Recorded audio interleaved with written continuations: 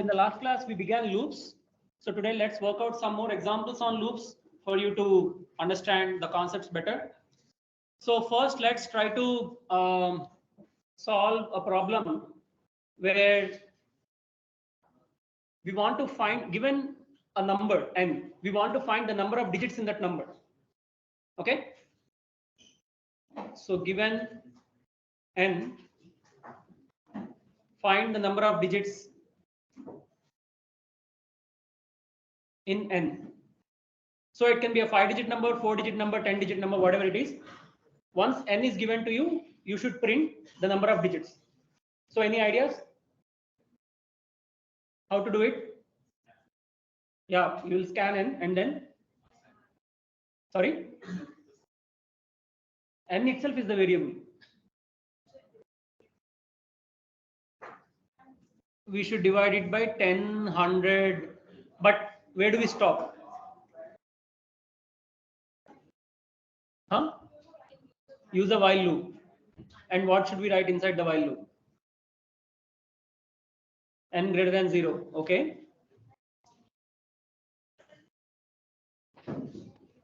N is equal to n by 10. Okay. So initially we have a count variable. We initialize it to 0. Number of digits. Initially they are 0. Okay. So the idea is, okay, 3 of you get out. Girl and the next 2 boys, get out quickly. So suppose I have some number like 5327, whatever it is. Quickly get out. Don't waste my time. So a simple way is, see, in this case, n need not be preserved. How long will you take to get out?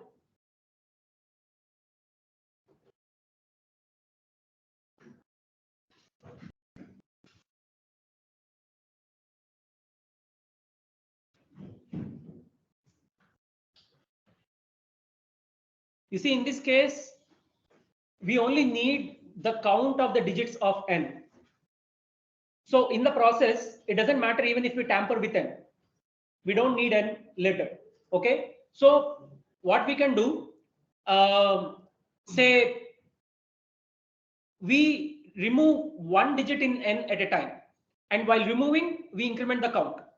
Okay. So initially, say n has 4 digits. Then what we will do, we will divide this n with 10. Then this becomes 532.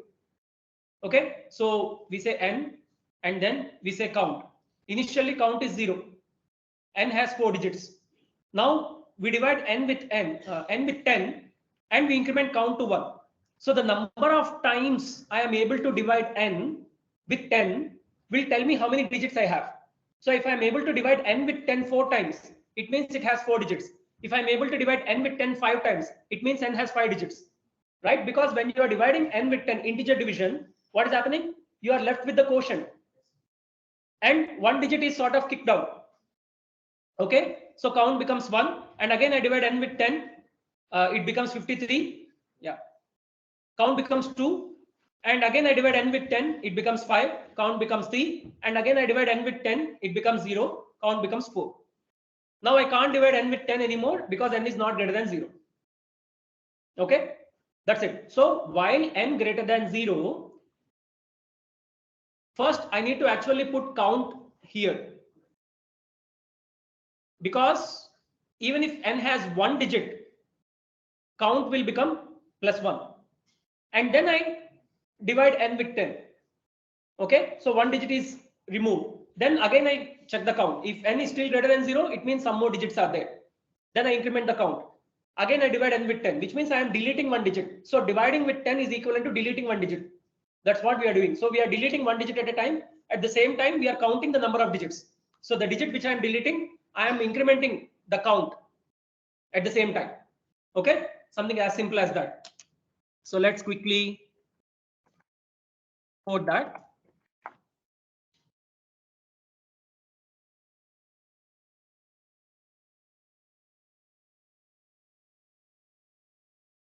So I say int n, get this input from the user. I also need to declare another variable count equal to 0. I hope by now you understood that when you say n comma count equal to 0, it does not mean n equal to 0 and count equal to 0. Only count is 0. N is undeclared. N is uninitiated. It is declared but not initialized. Same thing you can also write as count equal to 0 comma n. Okay, so ABC comma A comma B comma C equal to 0 does not mean all three are equal to 0. Only the last variable is given that value. Okay, so while n greater than 0. So here while loop is more convenient because we don't know how many times it's going to run. It can have 4 digits, 5 digits, 10 digits. Depending on number of digits, it will run 4 times, 5 times, or 10 times. So while loop is a better candidate, all right, because you don't know the number of times it's going to run beforehand. So while n greater than 0, increment count, okay, and n equal to n by 10. This can be written also crisply as n by equal to 10. N by equal to 10. Which means n equal to n by 10. Okay, and finally just print count. Okay, so if I give 4-digit number, it prints 4. If I give 3-digit number, it prints 3. If I give, how many are there? 8-digit number, prints 8. That's it. Quite simple. Okay. If I give 1-digit number, it prints 1. Okay. That's it. 0 is not treated as n. In this problem, we are sort of dealing only with positive numbers. If you want to handle 0 also, write a separate case. If it is 0, print 1. That's it. And then exit. Else, do this process. Okay. All right. Now, what if I just don't want to count, not only want to count, but I also want to find the sum of the digits of n? Then what to do?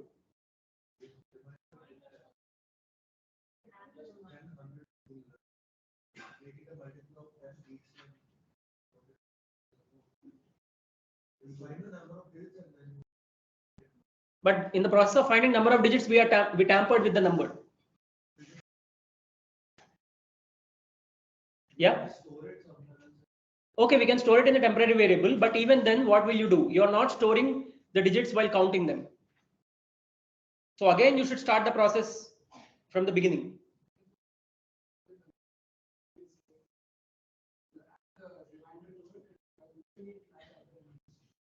Yes. Right. So this same thing.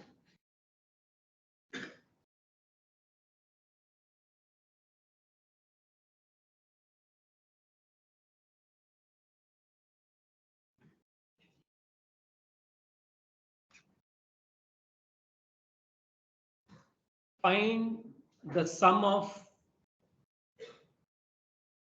So here what we want to do.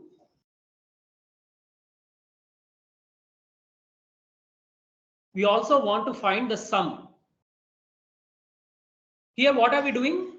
We are dividing n with 10. In the process, we are deleting a number. The last digit we are deleting. At the same time, we are incrementing the count. Now, in the same process, while deleting the last digit, we can add it to the sum. Right? So before deleting it, we add it to the sum and then delete it. So we need not store that. We just need to update the sum. Okay, so I can have another variable here, count equal to 0 and sum equal to 0. So initially here sum is 0. Okay, and then I get this number, this digit. How do I get this digit? Remainder. Remainder, how do I get 7? Mod 10. So n mod 10 will give me the last digit. Okay, so I will do sum equal to sum plus n mod 10. Whatever is the current last digit of n. So sum will become 7. And then I will do n equal to n by 10. This digit will be kicked out. Okay. Now n becomes 532. Count is incremented to 1. And now again I add last digit to sum. So sum equal to sum plus n mod 10. Here n mod 10 is 2. So 7 plus 2, 9. Okay. Now n becomes 53. Count becomes 2. And sum becomes 9 plus 3, 12. Okay. And n becomes count becomes 3, n becomes 5. And next loop sum. So here the loop will be modified as sum plus equal to n mod 10. That's all. So in the next iteration, sum will be equal to sum plus 5. 5 mod 10 is 5. 17. Count becomes 4. N becomes 0. Next, it will not enter the loop because n became 0. That's it. So that's all. Only these two new things you are adding. A variable called sum, you initialize it to 0, and then you add the current last digit. So for the current last digit to be different, the previous last digit should be removed. So two things you are doing, modulus and division. Modulus to capture the current last digit, division to remove this current last digit so that you will get the remaining digits. N becomes, the last digit is kicked out and n is updated with the remaining digits. Okay.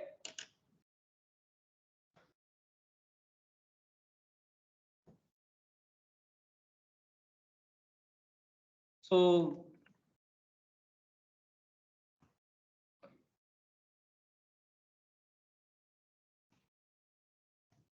all we need to do is we initiate another variable sum equal to 0, and then sum plus equal to n mod 10. And here we print, say, count and sum. Okay, that's it.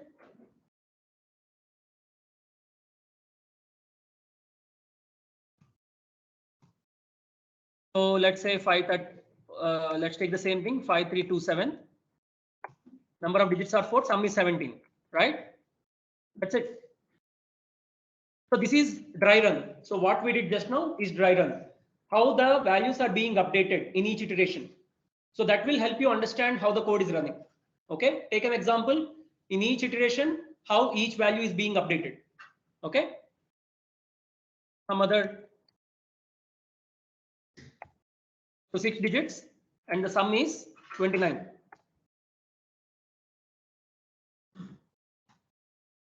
One digit, sum is 4, and so on.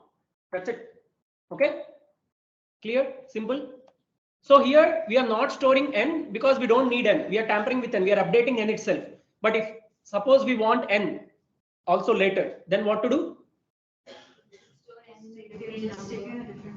Store n in a temporary variable and tamper the temporary variable, or tamper n and use the temporary variable later. Whatever it is, anyway it works. Okay. In this case, we don't need n later, so we are tampering with that. Fine, simple. Now let's look at another problem. Given n,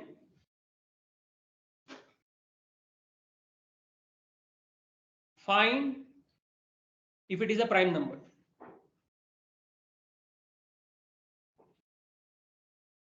So how do we find if a number is prime or not? That is an even number. Not only 2, right? It should be divisible only by 1 and itself. But how do we make the computer do that? I just can't give n and computer says, okay, it's divisible only by 1 and itself. But how does it tell us that if it is divisible only by 1 and itself and not other numbers? I is equal to what? 2 to n minus 1.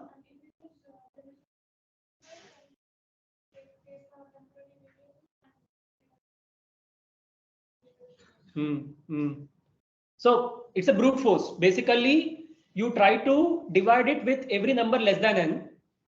And if it is divisible even by one of those numbers, it is not a prime number. I mean, except 1 and n. So you start with 2, ignore 1. From 2 to n minus 1, if n is divisible by at least one number, it means n is not a prime number. If n is not divisible by any of those numbers, it means n is a prime number. So you need to check all the numbers between 2 to n minus 1. Okay? You can sort of optimize it further. Huh? Yes, root n, or another simple method is n by 2. Actually, it is n by 2, right? Not root n.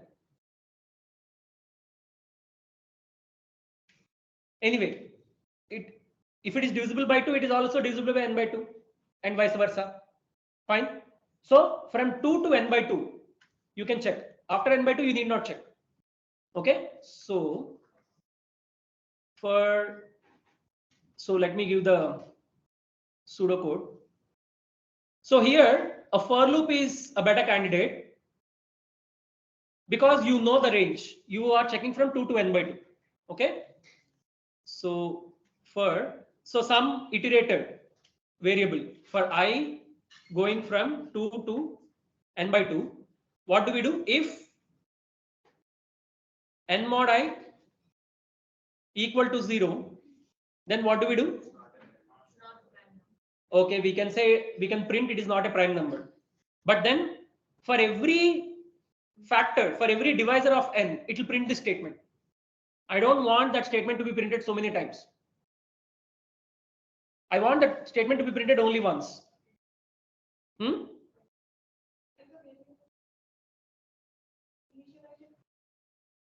Okay, there are two methods. I'll first tell you the first method. Here also we can have a count variable. We can initialize it to 0. If n mod I equal to 0, we will say count plus plus. We will increment the count. Okay. Now, once the entire loop is done, you come out. Now you will check. If count is 0, it means there are no factors of n. It means it is a prime number. If count is greater than 0, it means there is at least one factor of n, which is not 1 or n, which means it is not a prime number. Right? So, yeah. Yes, I will come to that. That is the second version. So right now, this is the first version. So once we come out of the loop, we will check if count is equal to 0, print n is prime, else print n is not prime. Okay, this is clear. So basically you are counting the number of factors, and once you come out of the loop, if the number of factors are 0, it is prime, else it is not prime. Number of factors other than 1 and n. Okay.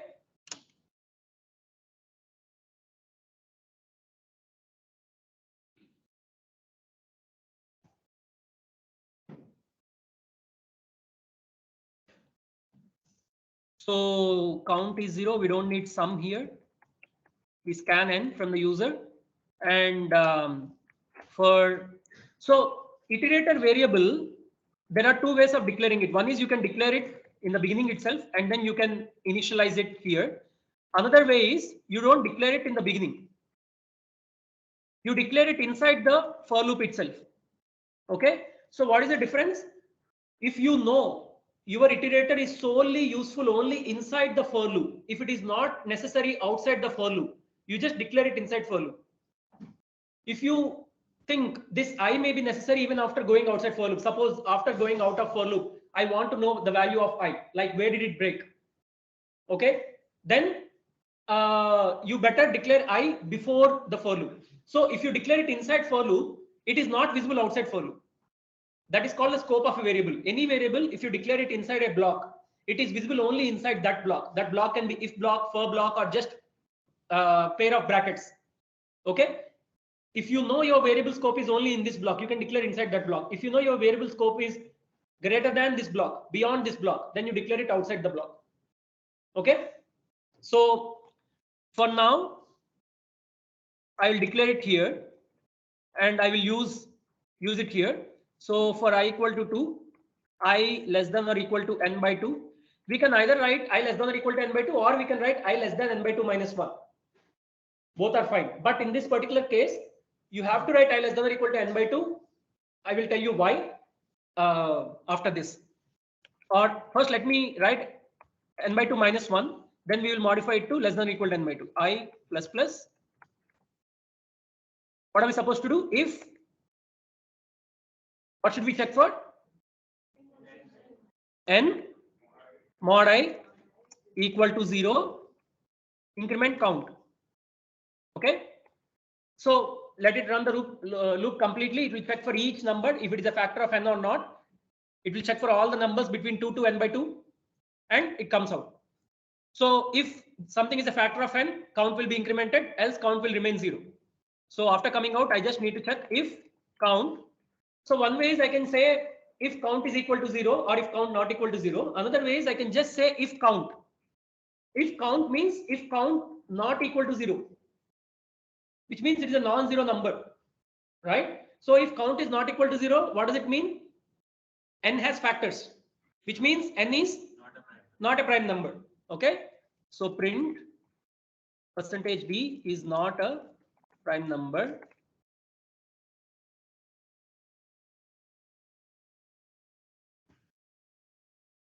Else n is a prime number. That's it. So you can write if count equal to 0 or if count not equal to 0. But when you are dealing with 0, you can use a simpler method also. If count means if count not equal to 0. If not count means if count is equal to 0. Okay. So let's check. Let's say 5, it's a prime number. 25, not a prime number.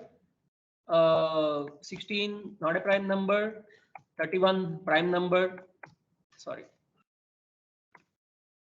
7 is a prime number. 2 is a prime number, and so on. Okay. You can give a slightly larger number, not a prime number, and so on. Okay. Now, only for one number there will be an issue. Any guesses? One we are not checking. We can say one as a special case. One, if n is 1, you can write it is neither prime nor composite. So we can modify the code. Yes, I'm coming to that.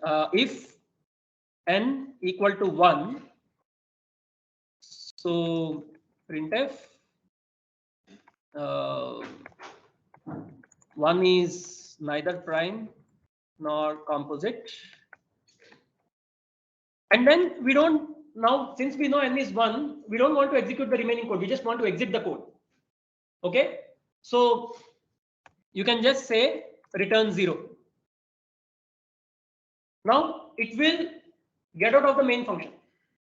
You see, later when we discuss functions, you will understand if we can also have a function inside a function inside a function. So if in the innermost function you have a return statement that exits the innermost function only, it will not exit the outermost function. Okay. So here there is only one function, main. There are no functions inside main. So when you write a return statement, it will return from the immediate function, that is main function, which means it will exit the code itself. That's what we want to do. We don't want to execute the remaining statements. I know n is 1. Print this and exit. So just say return 0. It will exit. Okay. Another way is you can use a statement called exit 0. But if you want to use exit 0 or exit, you have to include another library called stdlib. Exit means, you see, return statement, as I said, it gets out of only the innermost function. But if you write exit, it will get out of the entire program, wherever it is. Even if it is 3 functions inside, it will get out of the entire program. But return will get out of only the innermost function. So that is the difference. In this case, both are same because there is only one function. But if you have function inside function, then exit will exit the entire program, return will exit only the current function. That's the difference. Okay. So let's use this. If 1, it printed and then exited. Okay.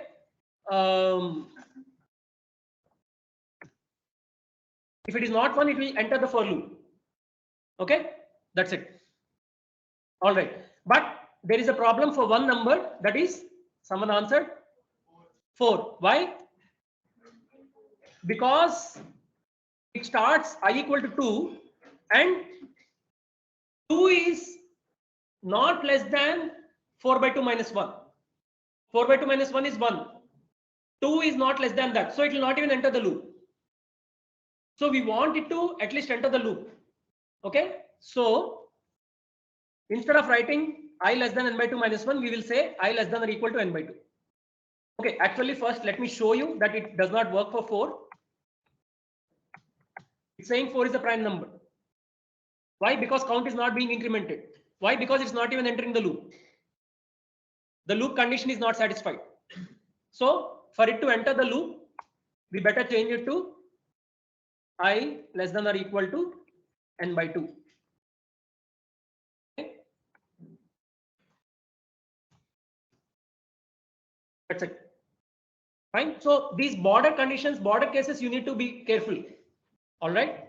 Yeah. Okay. So now this problem is done. Now let's look at another problem.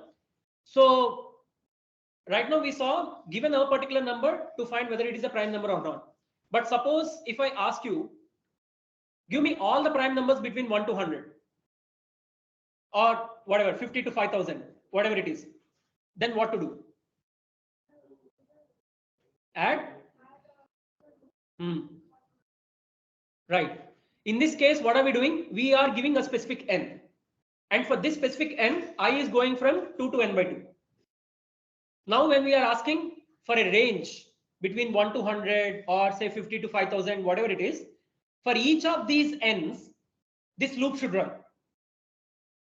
So there should be an outer loop where n itself varies from 1 to 100 and the inner loop I goes from 2 to n by 2. So for each n, I goes from 2 to n by 2. When n equal to 5, I goes from 2 to n by 2. When n equal to 9, I goes from 2 to n by 2. When n equal to 79, I goes from 2 to n by 2. So for each n between 1 to 100, I goes from 2 to n by 2. So the slow loop should be put outside. Outer loop is always the slow loop. Inner loop is the fast loop. Again, if you have another inner loop, that will be faster than the previous two loops. Okay. So the same thing.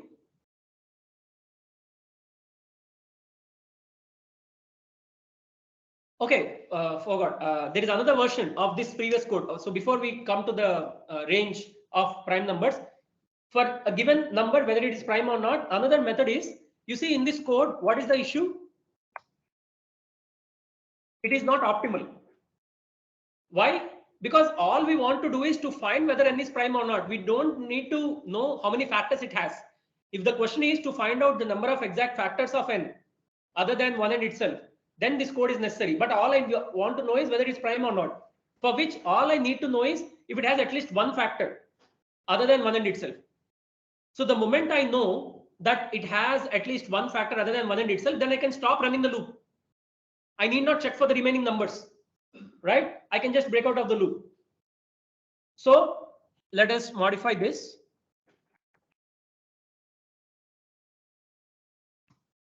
So all I need to do is, I'll say break. If I know there is at least one divisor of n between 2 to n by 2, I will break. But will this help me? Because I'm not keeping track of count. Okay. So once I break, what will be the issue? Can I just say n is a prime? N is not a prime number. Why? Sorry.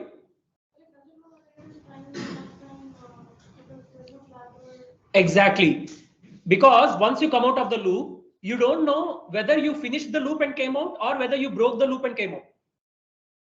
There are two ways, two scenarios in which you come out of the loop. One is you finish the entire loop, which means you didn't find any factor.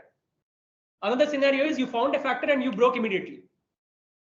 So once you come out, you don't know which of these two scenarios happened earlier. So you need to sort of keep track of that to ensure or to know whether you broke out of the loop or whether you finish the loop and came out. Okay, so one simple method for that is we sort of use a normal conventional variable called flag. It is like a switch on and off. Okay, if some scenario happened, you change the switch. If that scenario doesn't happen, you keep the switch as it is. So if I find a factor, I switch flag from 0 to 1. If I don't find a factor, flag will remain 0. It will never enter the if condition, right? When do you enter the if condition? If it is a factor of n. If it is not a factor of n, you won't enter if condition, which means if the flag is 0, it means it never entered the if condition, which means it never found a factor, which means n is a prime number. Okay, so here we need to add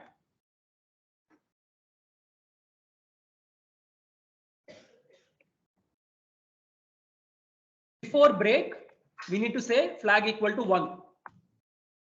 So I found a factor. Now switch flag from 0 to 1 and break. That's it. 1 tells me I found a factor. 0 tells me I didn't find a factor. Okay. So the moment I make flag equal to 1, you just break. If I put break statement before flag equal to 1, it will not even make flag equal to 1. It will just break. So the order is very important. Okay. So now what do we need to check? If flag, which means if flag is not 0, it means I found a factor, which means n is not a prime number. Fine. Else n is a prime number. Okay. So now it is optimized in the sense you need not check for all the remaining numbers whether it is a factor or not of n. If you find even one factor, stop it, because right now these examples may seem simple. Right now it may not matter to you that instead of stopping at n by 2 or instead of stopping at the first factor, what if we check for all the numbers, because these are small numbers. But imagine you're dealing with millions and billions or even trillions. You need to check for trillion numbers to find whether that particular trillionth number is a prime or not. That is so much of waste of space and time, right? But it's easy if you find the factor, the moment you find the first factor, break out. That's much easier. That's more optimal, right? So you need to think how to optimize your code further every time. Okay. So it will work in the same way. 4 is not a prime number. This is not a prime number. This is crossing the limits of int. Okay. So let's limit ourselves to integer values. This is not a prime number and so on. Okay. So it is finding only one factor and it is breaking. That's all. All right. Okay. Now let's come back to the second problem. That is number of prime numbers within the range. Okay. So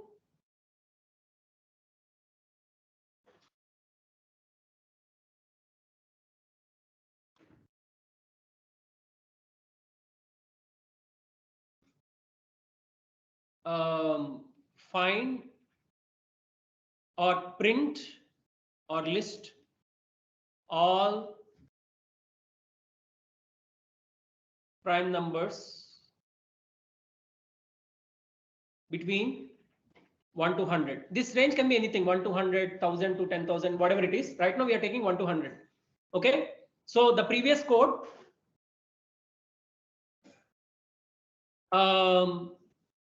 okay, so let me before that modify the previous code and give the next other version so that I can use that here. So for the previous problem, the second version is int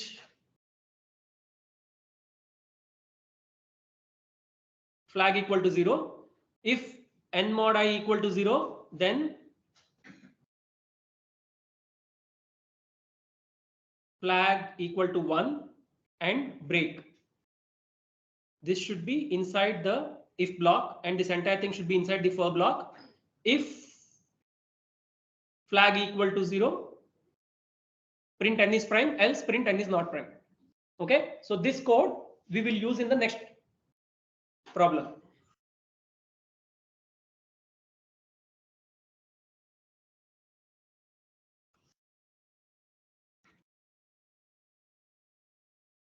All right, now I need an outer loop to run n from 1 to 100, right?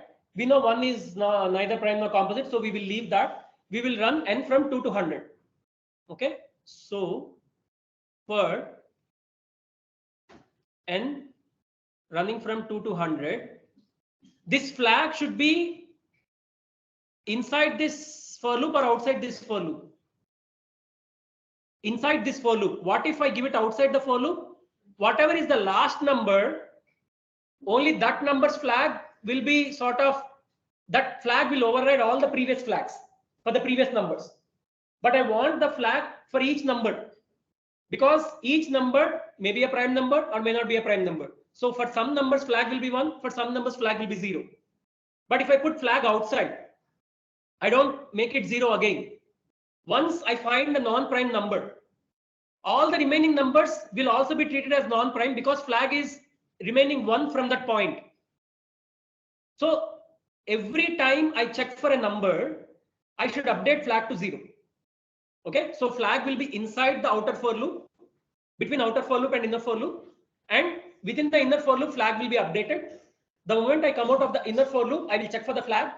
If the flag is 1, this particular n is not a prime number, else it is a prime number.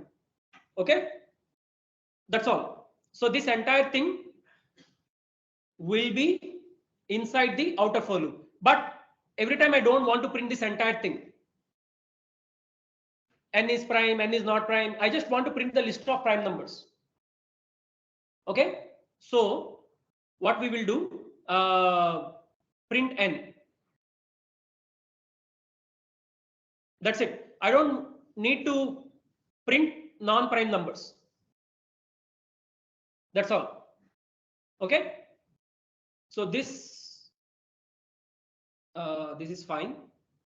Yeah, and yes, so let's check it.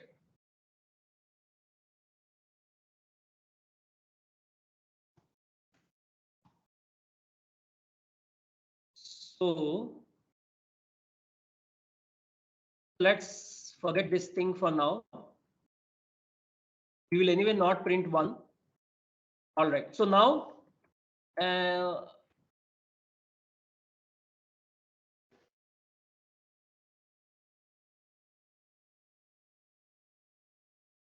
so let me add an outer for loop for, I'm not scanning n, right? I'm assuming n goes from 2 to 100. N plus plus, okay.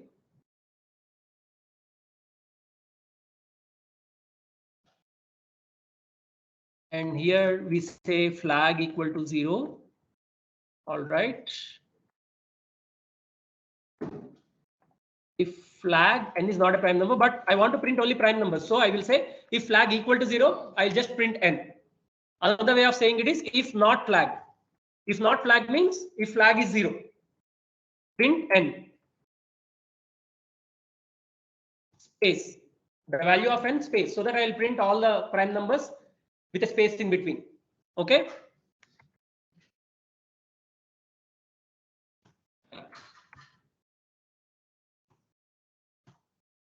Print it. Okay, I can give n to be you know 256 to 1000 or 10,023. So many prime numbers are there between this. Okay, that's it.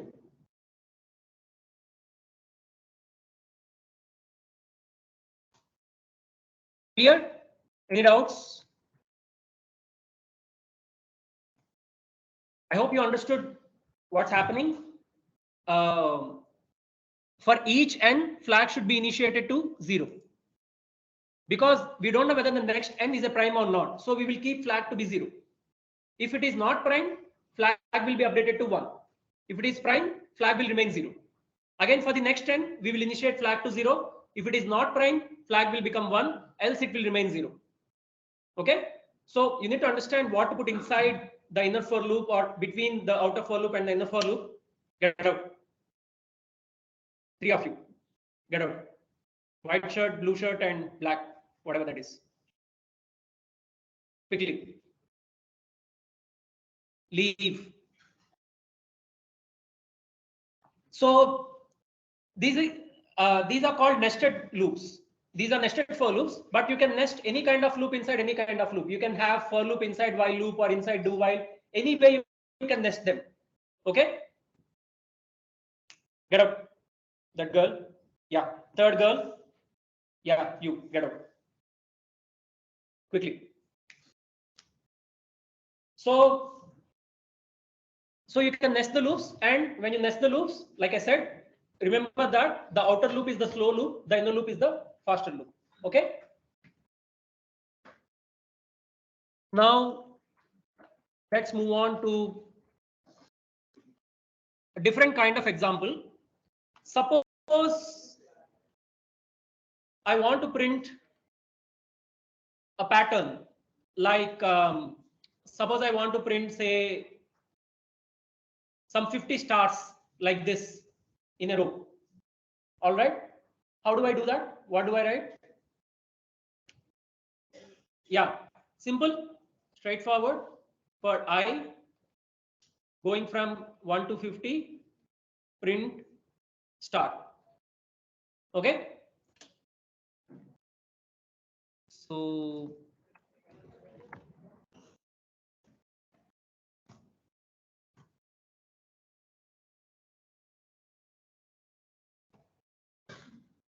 here I don't need to use I outside for loop, so I'll declare it inside itself. For I equal to 1, I less than or equal to 50, I plus plus print start. Okay. Printed. Fine. But I don't want this also to come in the same line. So what do I do? New line. So where do I give the new line?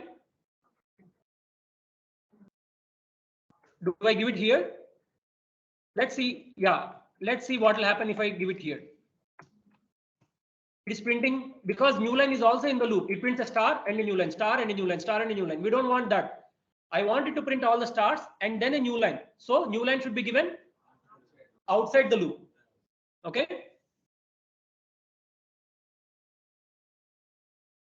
Now, so first let me run this. Done. This is what we want. Okay. Now same thing. I can also write like this.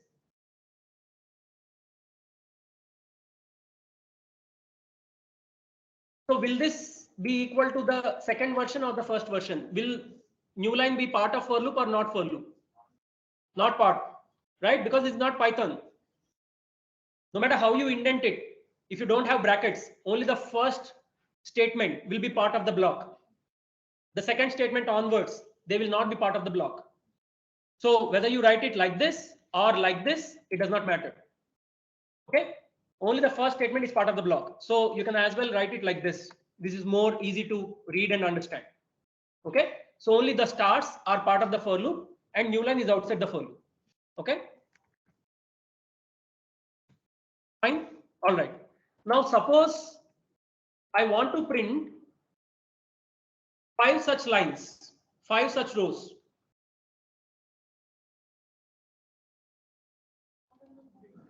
Then what to do?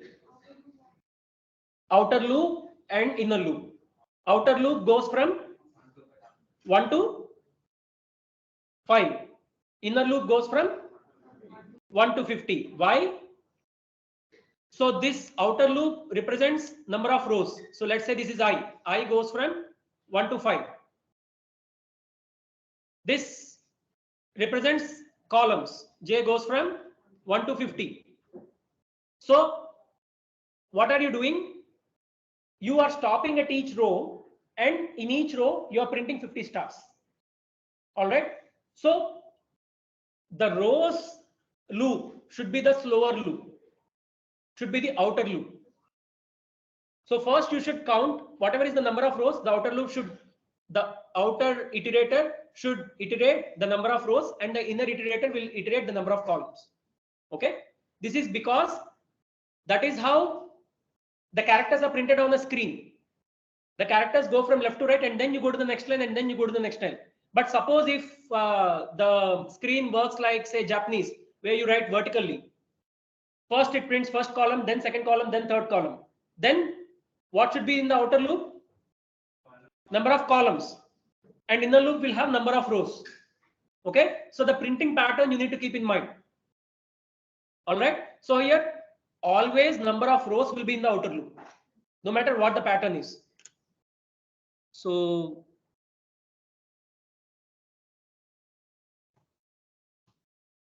all I need to do is, let me copy this. So let's say I represents number of rows. So I goes from 1 to 5 and J goes from 1 to 50. Printf, print starts.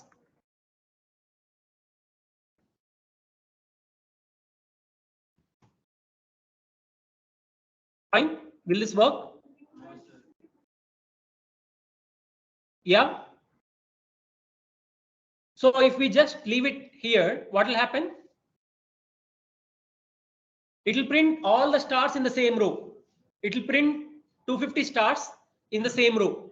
But I want a new line after the first 50 stars. Again, after the second 50 stars.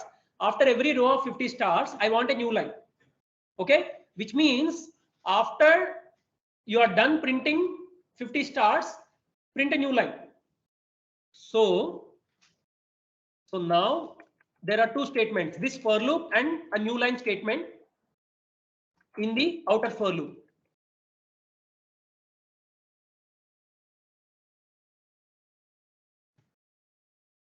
Okay, this is what we want. Or for more clarity, I can add brackets here as well. So once you print the stars, print a new line. Again, print 50 stars, print a new line. So for each iteration of the outer loop, you print a new line. Because for each iteration of outer loop, you are printing 50 stars in the inner loop. Okay, so let's see.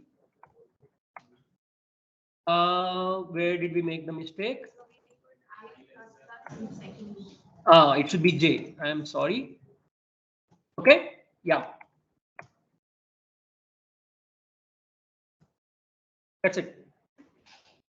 All right, simple. Let's look at one more pattern.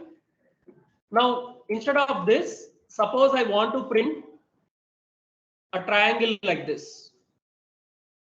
1 star in the first row, 2 stars in the next row, 3 stars in the next row, 4, and then 5.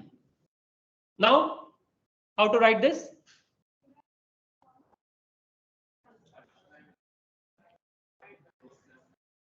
So I goes from 1 to 5 and J goes from 1 to I. So you just see the pattern in the sense you see the number of stars. So in the first row you have 1 star, in the second row you have 2 stars, in the third row you have 3 stars, in the fourth row 4 stars, and so on. So in the ith row, how many stars will you have? I stars.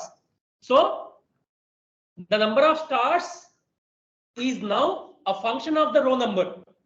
In the previous case, the number of stars are independent of the row number. Whether you're in first row or second row or fifth row, you are printing 50 stars. It is independent of the row number. But here, the number of stars in a particular row is a function of the row number. So J is equal to I, or goes from 1 to I. Okay, so J goes from 1 to I. Fine. So let's see that.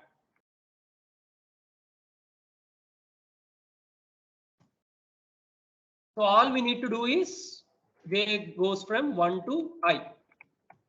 That's it. Okay, we'll get a triangle. Let's use a slightly bigger number, say 1 to 50.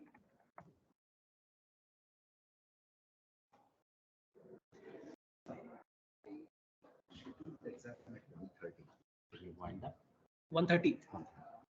Achha. This ends by 1:30. Yeah, I didn't know that. So I booked the room, so okay, if you can wind up early. yeah. Thanks. Yeah, so this is how it prints, right? Okay. All right. is one more pattern. I won't have time for that today. I will discuss it tomorrow. Okay, so let's stop here.